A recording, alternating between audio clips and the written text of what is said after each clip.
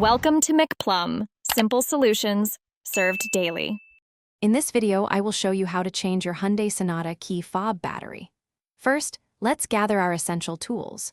You'll need a small flathead screwdriver, or a coin, and a fresh CR2032 coin cell battery. Having a clean, well-lit area is super helpful to keep track of tiny components. This simple task usually takes just a few minutes, so you're back on the road quickly with a fully functional key fob. Now, let's open up your key fob. Look for a small slot or indentation, usually on the side or bottom edge of the fob. This is where you'll insert your small flathead screwdriver or a coin. Gently twist the tool to create a small gap between the two halves of the casing. Be careful not to apply too much force, as the plastic can be delicate. The goal is to separate the two pieces without causing any damage. With the key fob open, you'll see the old battery. Take a moment to observe its orientation, noting which side faces up.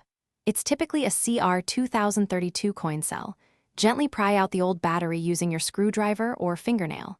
Now, insert your new CR2032 battery into the compartment. Make sure the positive side, marked with a plus sign, faces upwards. Press it firmly into place to ensure a good connection. Finally, let's put everything back together. Carefully align the two halves of your key fob casing. Make sure all the internal components are properly seated before you press the halves firmly together. You should hear a satisfying click, confirming that the key fob is securely closed. Once reassembled, take a moment to test all the functions, like locking and unlocking your car, to ensure your new battery is working perfectly. Great job! Thanks for watching, stay juicy, and subscribe.